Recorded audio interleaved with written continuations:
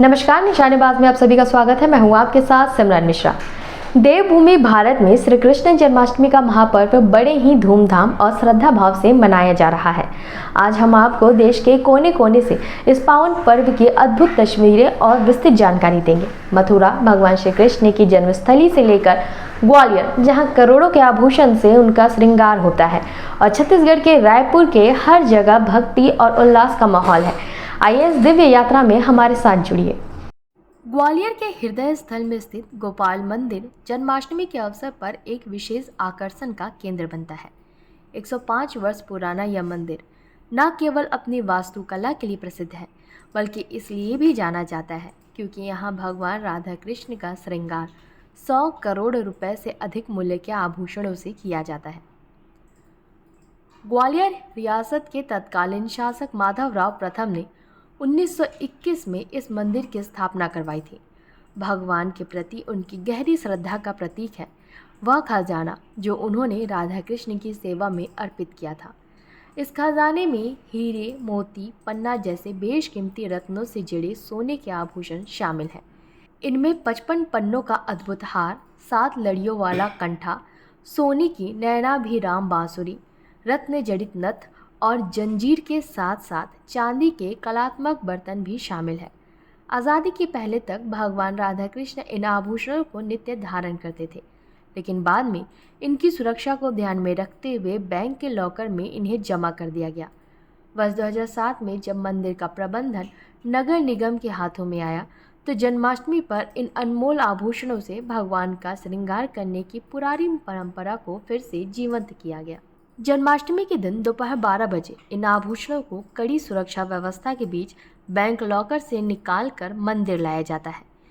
नगर निगम के महापौर स्वयं इन आभूषणों को भगवान राधा कृष्ण को पहनाते हैं। इस अद्भुत दृश्य को देखने के लिए भक्तों की भारी भीड़ उमड़ पड़ती है। श्रृंगार पूर्ण होने के बाद भव्य महाआरती का आयोजन होता है, जिसके बाद मंदिर के द्वार अगले 24 घंटे के लिए भक्तों के लिए दर्शनार्थ खुले रहते हैं। श्रद्धालुओं का मानना है कि इस दिन भगवान के दर्शन करने से उनकी मनोकामनाएं पूर्ण होती है और सौभाग्य की प्राप्ति होती है। मंदिर और आभूषणों की सुरक्षा के लिए 150 से अधिक सुरक्षाकर्मी दिन रात तैनात रहते हैं और पूरे परिसर की निगरानी सीसीटीवी कैमरे से की जाती है। प्रशासन द्वारा भीड़ प्रबंधन के लिए विशेष इंतजाम किए जाते हैं ताकि सभी भक्त शांति और श्रद्धा के साथ दर्शन कर सकें। मंदिर के पुजारी कृष्णदास बताते हैं कि इस अद्वितीय श्रृंगार के दर्शन के लिए श्रद्धालु पूरे वर्ष इंतजार करते हैं। राखी और वर्षा नामक 2 श्रद्धालु बताती है कि करोड़ों के गहनों से सजे भगवान के दर्शन एक ऐसा अनुभव है जिसे शब्दों में बयां करना मुश्किल है। यह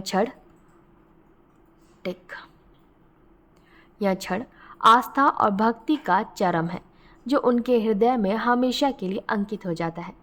हर साल जन्माष्टमी पर गोपाल मंदिर आस्था, भव्यता और सदियों पुरानी परंपरा का एक जीवंत उदाहरण प्रस्तुत करता है। ग्वालियर के गोपाल मंदिर की भव्यता के साथ ही आइए हम आपको भारत के अन्य प्रमुख श्री कृष्ण मंदिरों की ओर ले चलते हैं, जिनका अपना ऐतिहासिक और सांस्कृतिक महत्व है। भगवान कृष्ण की लीला भूमि वृंदावन में जन्माष्टमी का उत्सव देखते ही बनता है। यहाँ स्थित प्रेम मंदिर अपनी अद्भुत सुंदरता और लाइटिंग के लिए विश्व भर में जाना जाता है। रात के समय यह मंदिर रंग बिरंगी रोशनी से जगमगा उठता है और इसकी सजावट हर पल बदलती हुई प्रतीत होती है, जो भक्तों को एक अलौकिक अनुभव प्रदान करती है। इसके अलावा 1975 में स्थापित इस्कॉन मंदिर, जिसे कृष्णा बलराम मंदिर के नाम से भी जाना जाता है, एक ऐसा स्थान है जहां भक्ति और आनंद का अद्भुत संगम देखने को मिलता है। यहाँ देशी और विदेशी श्रद्धालु एक साथ मिलकर झूमते गाते हुए भगवान कृष्ण की आराधना करते हैं। मंदिर का शांत और आध्यात्मिक वातावरण हर आगंतुक को शांति और सुकून प्रदान करता है। मथुरा भगवान कृष्ण की जन्मस्थली इस पर्व के लिए विशेष रूप से सजती है। यहाँ का द्वारकाधीश मंदिर अपनी मंगला आरती के लिए प्रसिद्ध है, जिसमें मुरली मनोहर की मनमोहक मूर्ति के दर्शन करने के लिए दूर दूर से भक्त आते हैं। मंदिर के पास स्थित यमुना नदी के घाटों पर श्रद्धालु स्नान करते हैं और नौका विहार का आनंद लेते हैं। राजस्थान के नाथद्वारा में स्थित श्रीनाथ जी मंदिर का भी अपना विशेष महत्व है। माना जाता है कि इस मंदिर की 12वीं शताब्दी की प्राचीन मूर्तियों को मेवाड़ के राजा औरंगजेब के आक्रमण से बचाकर यहाँ लाए थे। यह मंदिर भगवान कृष्ण के बाल रूप श्रीनाथ जी को समर्पित है और इसकी कला और वास्तुकला भक्तों को मंत्रमुग्ध कर देती है। दक्षिण भारत में भी श्री कृष्ण भक्ति की धारा अविचल बहती है। बेंगलुरु के इस्कॉन मंदिर भारत के सबसे बड़े इस्कॉन मंदिरों में से एक है। 1997 में स्थापित इस मंदिर का उद्देश्य वैदिक और धार्मिक मूल्यों को बढ़ावा देना है।